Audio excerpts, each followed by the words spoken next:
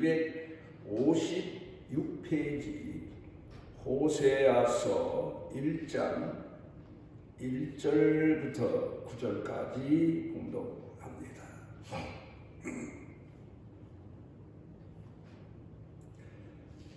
우시야와 요담과 아하스와 히스기야가 이어 유다 왕이 된 시대, 곧 요아스의 아들 여로보암이 이스라엘 왕이 된 시대에 부리의 아들 호세아에게 임한 여호와의 말씀이라. 여호와께서 처음 호세아에게 말씀하실 때 여호와께서 호세아에게 이르시되, 너는 가서 음란한 여자를 맞이하여 음란한 자식을 낳으라. 이 나라가 여호와를 떠나 크게 음란함이니라 하시니, 이에 그가 가서 디볼라임의 딸 고멜을 맞이하였더니 고멜이 임신하여 아들을 낳으매 여호와께서 호세아에게 이르시되, 그의 이름을 이스루엘이라 하라. 조금 후에 내가 이스라엘의 피를 예후의 집에 갚으며 이스라엘 족속의 나라를 피할 것임이니라.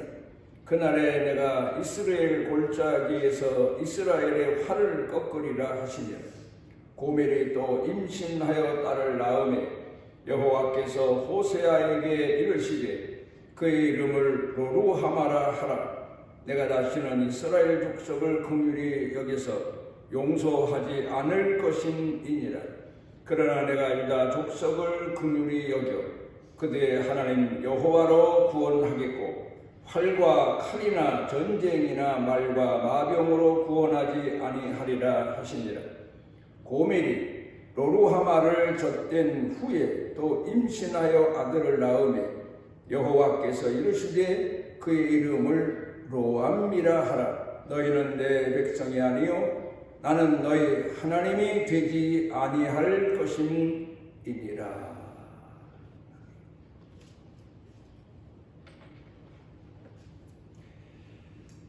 여러분은 자녀를 머리로, 이성으로 키우십니까? 아니면 마음으로, 정으로 키우십니까? 하나님은 우리 그리스도인들을 율법으로, 법으로 양육하십니까? 아니면 사랑으로, 마음으로 양육하십니까? 또 좀 이 말을 넓혀서 다른 말로 말하면 현대 교회의 목회자들은 목회를 이성으로, 지혜로 합니까? 아니면 마음으로, 사랑으로 합니까? 오늘은 우리 그리스도인들이 지키는 교회 절기 가운데서 가장 하나님의 마음이 아프시고 예수님의 마음이 아프시고 성령님의 탄식이 극에 달하셨던 그런 날을 기념하는 고난 주간입니다. 오늘은 이 호세아서를 통해서 하나님이 우리를 양육하시고 우리를 평생토록 이끄시고 우리를 하나님 나라 데려가실 때까지 얼마나 많은 마음고생을 하시고 저린 마음으로, 아픈 마음으로 우리 성도들을 불쌍히 여기시고 긍휼히 여기시며 이끌고 인도하시고 계신가를 돌이켜 생각을 해 보려고 합니다. 우리는 보통 고난주간 하면 예수님 십자가 사건만 열거하고 되돌아보고 이야기를 하는데 거기에 감추어진 하나님의 마음, 예수님의 마음, 하나님의 사랑, 예수님의 깊은 사랑에 대해서는 잘 헤아려 보지를 못합니다. 자녀를 어떻게 키울 것인가? 가정을 가지고 자녀를 낳아 키우는 부모들의 관심사입니다. 그런가 하면은 목회를 어떻게 할 것인가? 목회자들이 예수님의 양들을 양육하는 목회자들이 가져야 될 가장 핵심적인 내용이 바로 요한복음 21장에서 예수님께서 베드로에게 질문하시고 또 가르쳐 주신 교훈의 내용입니다. 목회를 어떻게 할 것인가? 당대에 제사장들의 목회가 있었고 또 레위인들의, 바리새인들의, 사두개인들의, 당시 종교를 대표한다는 사람들의 목회 방침이 있었는데 그 중심은 율법입니다. 그런가 하면은 유대인들이 지금까지도 가장 귀하게 여긴다는 탈무드 가운데서 가르치는 내용도 보게 되면 지혜입니다.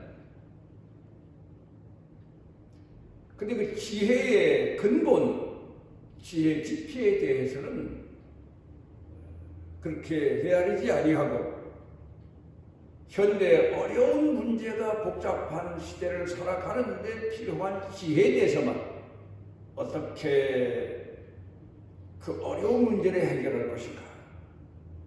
어떻게 우리가 닥친 고난과 역경을 헤쳐나갈 것인가? 그런 데 대해서만 교훈적인 얘기가 많지. 지혜의 근원 되시는 여호와 하나님, 그 뿌리가 사랑에 있다는 사실을 깊이 헤아려서 가르치거나 교훈하지 않는 그런 시대를 우리가 오늘 살고 있습니다. 예수님 당시의 종교 지도자들 하면은 예수님이 비유를 들어 말씀하신 대로 싹군의 목회입니다.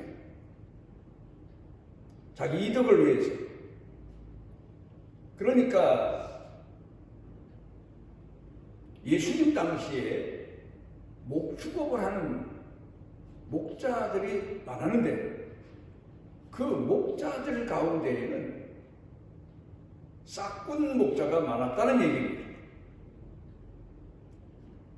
우리가 지금도 짐승을 많이 키우는 그런 사람들을 우리 주변에서도 만나볼 수 있습니다. 목장을 운영하는 사람들이 우리 주변에도 조그만 도시 변두리로 나가면 수도 없이 많습니다. 그런가 하면은 유목민들 사는 곳에 가서 보면 거의가 다 업이 목축업이지 않습니까? 그런데 그들의 목축업하는 현장을 가보면 말이나 소나 양이나 낙타나 돼지나 닭이나 이런 짐승들이 그 주인을 위해서 태어나고 주인에게 보호를 받다가 주인을 위해서 죽는 그런 업이 바로 목축업이라고 볼 수가 있겠습니다. 주인의 유익을 위해서, 주인의 부를 축적하기 위해서. 잘못된 건 아닙니다. 그게 하나의 업이고 그게 현실이고 그게 바로 목장을 운영하는 사람들의 목표입니다. 당연합니다. 그러나 하나님의 목자는 그렇게 해서는 안 되죠. 달라야 되죠. 그래서 예수님께서 가르쳐 주신 내용이 하나님의 교회는 그리스도의 교회는 목자가 양을 위해서 희생하는, 헌신하는, 그리고 마지막에 죽는 그런 현장이 바로 교회다. 하나님의 교회다. 그렇게 가르쳐 교훈해 주신 내용이 예수님 목회 사역 3년 반 동안의 교훈입니다. 요한복음 21장에서 예수님께서 베드로에게 물어보십니다. 네가 나를 사랑하느냐? 베드로가 진리 마음으로 놀라워하며 제가 비록 약해서 모자라서 고난당할 때 예수님 십자가 못 박혀 돌아가실 때 예수님을 부인한 적이 있긴 있지만 정말 사랑합니다. 그래, 나도 안다. 내 어린 양을 먹여. 짐승이나 사람이나 어렸을 때에는 문제가 많습니다. 탈도 많습니다. 그렇지만 부모들은 그런가 하면 예수님을 닮은 목자들은 문제 많고 탈 많은 양들을 먹이고 씻기고 잠재우고 시편 23편에서 다윗이 고백한 것처럼 푸른 초장에 누이시고 잔잔한 물가로 이끄시는 그런 분이 바로 예수님이시며 또한 현대교회의 목회자들의 마음 자세, 삶의 자세가 그러해야 된다는 사실을 깨달아 알 수가 있습니다. 그러니까 자식 키우듯 양들 키운다. 그래야 된다. 어린 양은 말썽도 많이 일으켜놓고 조금 그래도 큰 양들은 주인이 갈 때 따르기라도 잘하지만 이 어린 양은 따를 줄도 모르고 제 생각대로 이리 뛰고 저리 뛰고 그러면서 자라가는 거 아닙니까? 어린아이도 마찬가지. 얼마나 심혈을 기울이고 사랑을 쏟아부어가면서 아이들을 키우고 어린 짐승을 키웁니다.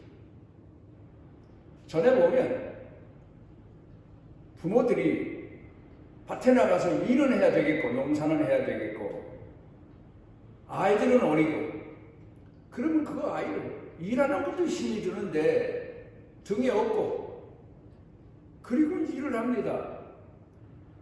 참 그거 보면 어머니의 마음 아니면 해낼 수 없는 일이었어요. 이제 생각해보면 자기 몸도 가늠이 힘든 일터에서 자식을 등에 업고 가슴에 안고 그리고 땀을 흘려가며 일한다는 건 초인적인 능력을 가졌다고 표현할 정도로 그분들의 삶이 얼마나 헌신적이고 희생적이었나.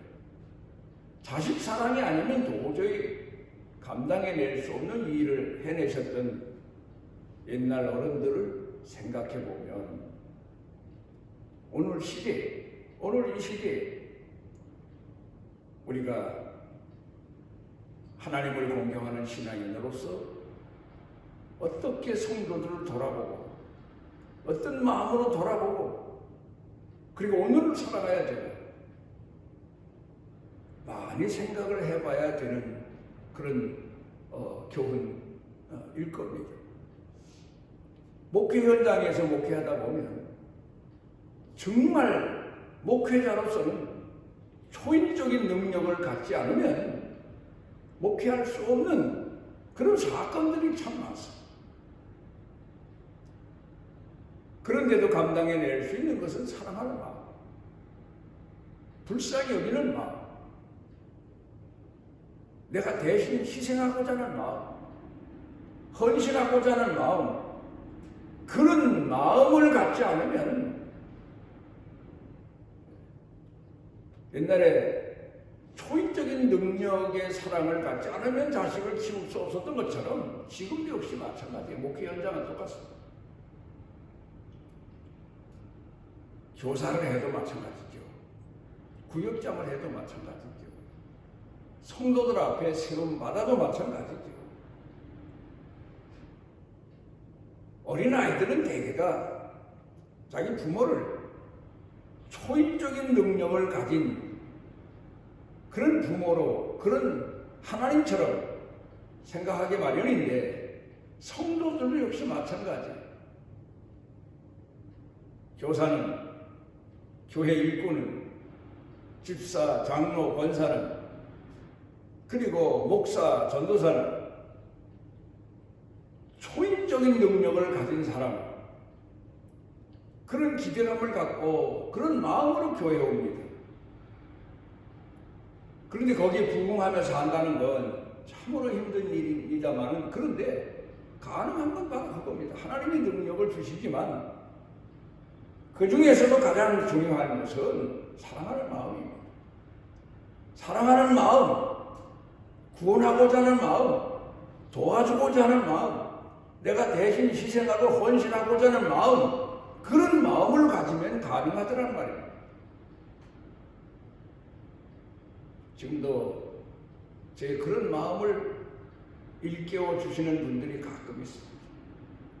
나와 내가 목회하던 분들이 사는 곳은 거리도 멀고, 하지만 어쩌다가 한 번은 전화 와서 상담도 하고 또 그 형편을 이야기할 때 거리가 무슨 상관이고 시간이 무슨 상관이고 내 현실이 무슨 상관입니까?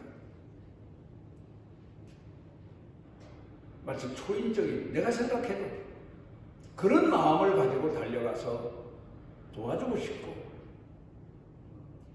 이끌어주고 싶고 말씀을 대언해서라도 위로해주고 싶고, 그런 마음을 어쩌다가 성도들이 일깨워주는 그런 때가 지금도 계속되고 있습니다.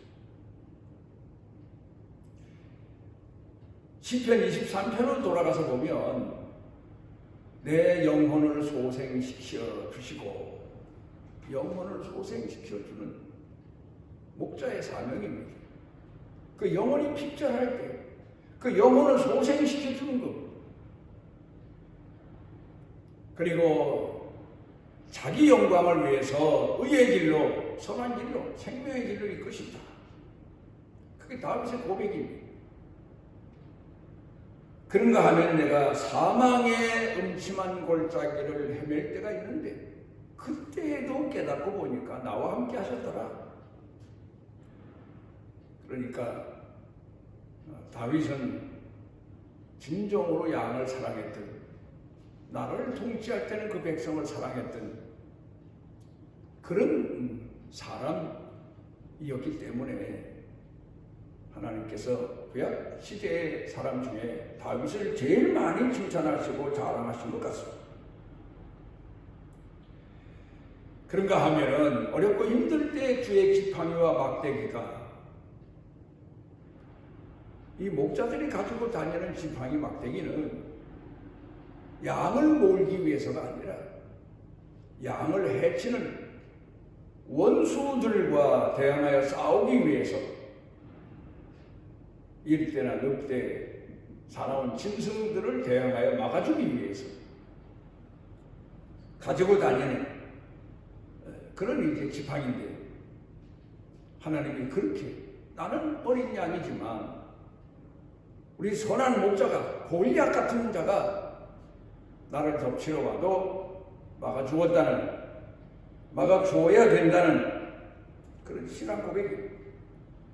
그리고 무엇보다 중요한 것은 원수들이 때로 몰려왔는데 그 중에서 나를 보호하시고 상을 차려주시고 내 머리에 기름까지 발라주시고, 그래서 내 인생이 넘치게 되었나이다. 내 평생의 선하심과 인자하심이 나를 따르니 내가 영원히 여호와의 집에 거하리로다. 시편 23편의 내용입니다. 다시 요한복음 21장으로 돌아가서 봅니다. 내 어린 양을 먹여라. 그 다음에 두 번째 또 질문하십니다. 나를 사랑하느냐? 내 양을 치라. 목양해라. 양을 목양하는 것은 무슨 무기를 가지고 하는 게 아니고 몽둥이 회초리를 가지고 하는 게 아니고 오직 따뜻한 사랑으로 돌아보고 목양하는 것. 우리가 이 근간에 애완동물을 집에서 키워봐도 사랑으로 이끌어야 그 애완동물도 사랑을 느끼고 편안히 잠자고 먹고 마시고 깨고 하는 것을 눈여겨봅니다. 옛날에는 가축들을 키워도 일하는 일터에 내보내서 일을 시키려고 하다 보니까 매가 필요하고 그랬어요. 옛날에 매를 들고 소를 몰고. 그런데 지금 시대 와서는 우리가 보다 더 다시 한번 돌이켜 생각해 봐야 될 게 그런 시대에도 따뜻한 마음을 가진 주인은 하루 종일 그 땀 흘리고 힘들어서 일하고 돌아온 짐승들을 어루만져주고 땀을 너무 흘린 날은 등에다가 따뜻하게 보호를 해주기 위해서 덕석이라고 하는 지프로 만든 걸 덮어주기도 하고 그러면서 보호해주고 먹는 사료도 사람도 못 먹는 콩 같은 것을 또 보리 같은 것을 양식이 부족한 때인데도 가져다가 죽을 쏠 때에 넣어서 쏘 먹이고 따뜻한 사랑으로 그렇게 소를 키우고 일밭에 내보내고 갔다 오면 안쓰러워서 쓰다듬어 주고 등을 덮어주고 또 기운 차릴 수 있는 먹이를 만들어주고 그런 사랑으로 짐승들을 키운 그런 우리 부모들이었습니다. 이제 우리가 오늘 가정에서도 그렇고 교회에서도 그렇고 중요한 건 사랑이다. 감사하는 거다. 대신 책임지는 거다. 그리고 자녀가 병들든 짐승이 병들든 병이 들면 밤새워 가면서 치료해주고 회복될 때까지 곁을 떠나지 아니하고 이게 바로 자녀 키우는 부모의 현장이어야 되고 오늘 목회하는 목사들의 현장이어야 된다는 사실을 우리가 다시 돌이켜 생각해 보게 됩니다. 그 다음에 세 번째 내가 나를 사랑하느냐 물으시고는 내 양을 먹여라. 어린 양도 잘 먹이고 그래요. 우리가 집에서 음식을 만들어도 어린아이 음식이 다르고 젊은이 음식이 다르고 노인의 음식이 다르지 않습니까? 그런 것처럼 짐승을 키워도 어린 양의 먹이가 다르고 힘이 좋은 양의 먹이가 다르고 각각 달라요. 옛날에 어려서 보면 소죽을 쏘도 어린 송아지 소죽이 다르고 힘센 소죽이 다르고 나이 많이 먹고 늙고 노쇠한 소의 소죽이 다르더라고요. 노인의 지혜죠. 옛날 어른들의 지혜입니다. 우리가 오늘 생각하고자 하는 것은 바로 목회를 어떤 마음으로 할 것인가, 어떤 자세로 할 것인가, 어떤 마음으로 어떤 자세로 자식을 키울 것인가, 어떤 마음으로 어떤 자세로 교회 나오는 아이들을 돌보고 초신자들을 돌보고 나보다 나중에 교회 다니는 성도들을 내가 어떤 마음으로 돌봐야 되나를 우리가 예수님의 고난을 통해서 다시 돌이켜 생각해 보는 겁니다. 사실 사랑이라고 하는 것은 생각해 보면 고난 중에 고난입니다. 사랑의 의미를 알고 나면 말이에요. 뭐 젊은이들이 사랑한다.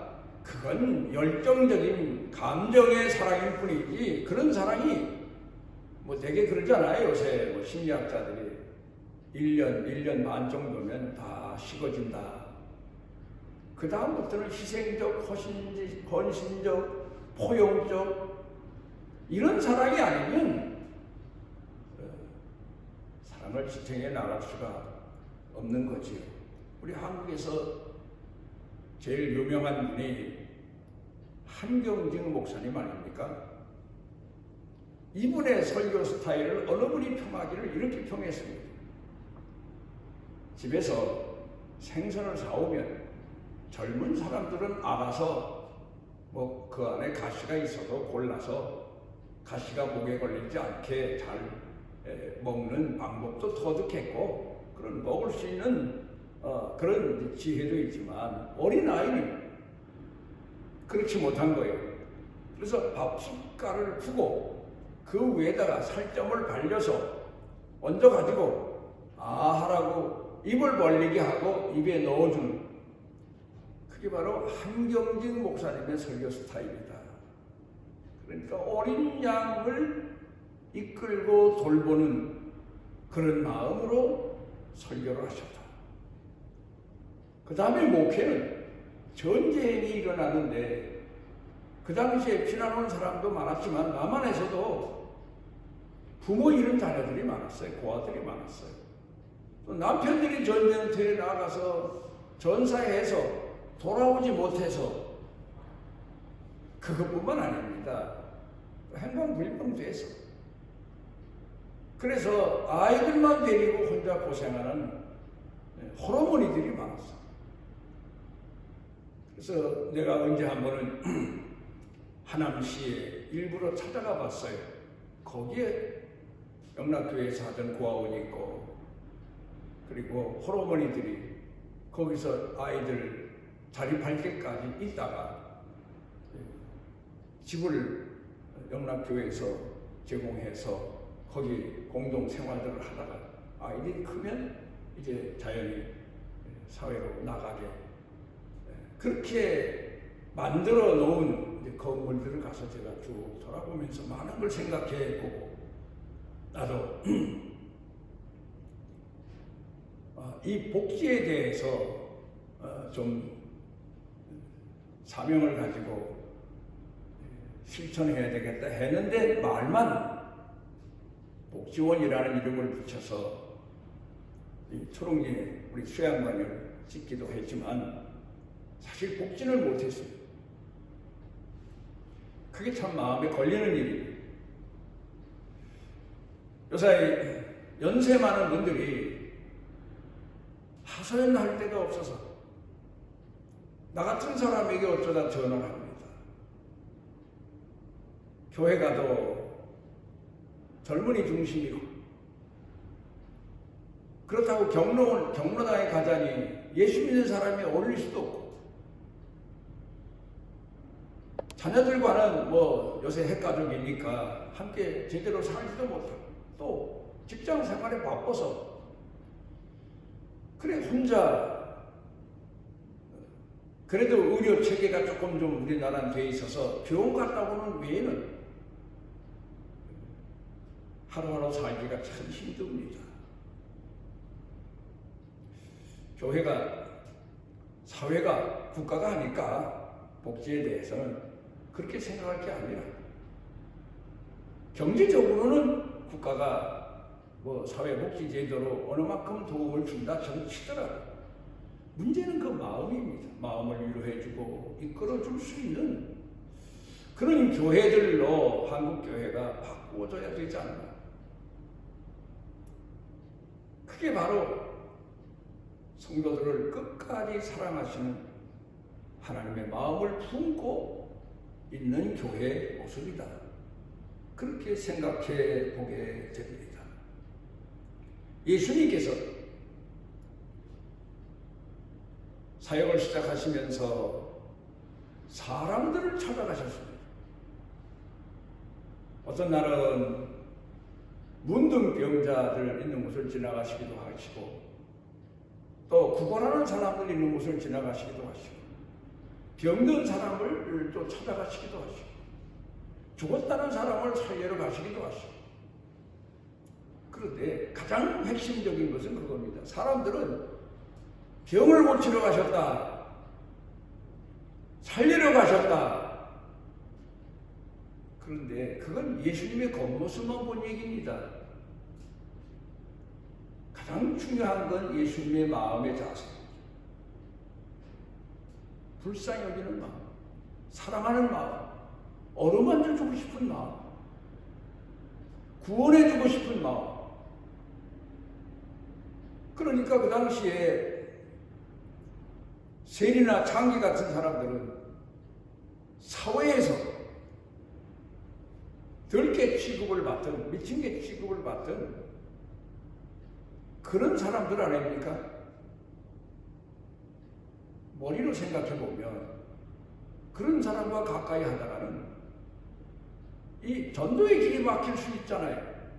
더 많은 사람들에게 복음을 전할 수 없을 수도 있잖아요. 계산해 보면, 우리가 무슨 일을 할 때 계산해 보면 남는 게 없으면 복이에요. 그런데 예수님이 찾아가십니다. 어떤 마음? 불쌍히 여기는 마음, 긍휼히 여겨주는 마음, 그 죄에서 건져내시기 위한 마음으로, 그런 마음으로 찾아가십니다. 그리고 그들을 찾아가셔서 위로하십니다. 마태복음 8장 3절에 보면 이런 내용이 나옵니다. 내가 원하노니 깨끗함을 받으라. 내가 원하노니, 내 마음 중심으로 너를 사랑하며 너를 불쌍히 여기니 너를 긍휼히 여기니 깨끗함을 받아라. 바로 그겁니다. 무슨 신유 은사 받은 사람들이 손을 휘두르고 사도 바울이 손수건만 휘둘러도 사람들이 치유되고, 그건 눈에 보이는 겉모습의 현장이지, 그 영혼들을 불쌍히 여기는 주의 성령께서 그 사도 바울 가슴 가운데 역사하신 것은 사람들이 기억지 않습니다. 그런가 하면 마태복음 9장 2절에 보면 소자야 안심해라, 네 죄사함을 받았느니라. 마음을 위로하시고 어루만져 주시고 감싸 주시고, 그 마음의 양심에 고민하고 갈등하던 죄의 문제를 깨끗이 씻어 치료해 주시는 내용임을 알 수 있지 않습니까? 그러니까 하나님은 사람의 겉모습보다 그 마음을 헤아리신다. 그 성경의 교훈입니다. 이제 오늘 성경 본문으로 돌아가서 봅니다. 호세아에게 부정한 여인과 결혼하라고 말씀하신 내용 우리가 잘 압니다. 그래, 결혼을 해서 낳은 아이가 이스라엘 처자들입니다. 근데 이름을 흩으신다, 그런 뜻으로 짓게 하십니다. 그 다음에 로루하마 딸입니다. 불쌍히 여김을 받지 못한다는 뜻의 내용입니다. 그 다음에 로암이라고 아들입니다. 내 백성이 아니다, 내 자식이 아니다, 그런 뜻입니다. 물론 이스라엘의 역사를 호세아로 하여금 그 가정에서 경험하면서 실제 아픔을 겪고 고통을 겪고 그러면서 그 백성을 향하신 하나님의 마음을 헤아리고 선지자 노릇하도록 가르친 내용입니다. 성경학자들은 그럽니다. 호세아가 90년 평안하게 지낸 게 아니에요. 이런 가정을 이끌면서 이런 자식들을 키우면서, 자식도 아니고 딱하게 여길 만한 가치도 없는 자식들, 또 제 하고 싶은 것을 위해서 부모 생각도 않고 제 좋을 대로 사는 그런 자식들, 그런 자식의 자식을 봤다손 치더라도 호세아에게 무슨 위로가 되겠습니까? 아마 호세아도 인간이니까 하나님 나 좀 데려가십시오. 감당할 수 없습니다. 그런 기도 많이 했을 거예요. 그런데 하나님은 너는 이 땅에 사는 90년 동안 그 짧은 기간 동안도 이렇게 괴로워하고 고통스러워하느냐? 사람을 지으시고 수백 년, 수천 년 동안 그 백성들을 통하여 탄식하시는 하나님의 마음은 헤아려 보지 않았느냐? 아마도 헤아려 보고 호세아가 짧은 생각에서 하나님 앞에 불평했던 죄를 많이 회개했을 겁니다. 오늘 고난주간 우리는 십자가를 지시고 골고다에 올라가셔서 못 박혀 죽으신 예수님의 육신적인 고통, 영적인 고통만 생각할 게 아니라 그 마음의 탄식하심과 아픔과 사역기간 동안에 겪으셨던 애통하는 마음, 그 마음을 헤아려 봐야 될 겁니다. 기도하십시오. 오늘 우리를 고난주간의 의미를 돌이켜 다시 헤아려 볼 수 있도록 은혜 주신 아버지 하나님, 우리도 오늘 예수님의 고난을 가슴에 안고 예수님의 사랑을 가슴에 안고 하나님의 사랑을 가슴에 안고 자식을 키우고 성도들을 돌아보고 그리고 이 땅에 사는 사람들에게 그 예수님의 마음을 가지고 다가가 그 영혼을 구원하기 위하여서 우리 마음 성품 뜻을 다 쏟는 사명을 다하게 해 주옵소서. 예수님 이름으로 기도드리옵나이다. 하나님 여호와께서 그 날개 아래 보호를 받으러 온 내게 온전한 상 주시기를 원하노라. 우리를 찾아오셔서 우리를 끌어안으시고 우리에게 찔림을 받으시고 상처를 받으시고 죽임까지 당하시면서도 포기하지 아니하신 우리 주 예수 그리스도의 무한하신 은혜와 우리를 지으시고 멸하지 아니하시고 고난은 허용하시지만 다시 돌아오도록 기다려주시는 아버지 하나님의 만극하신 사랑과 내재하셔서 깨닫게 하시고 마음 가운데 사랑을 일깨워주시는 성령님의 능력의 은총이 사랑하는 자녀들 머리 위에 영육간에 사는 생활 가운데 일터 경영 중에 넘치고 넘치도록 함께 하시기를 축원하옵나이다.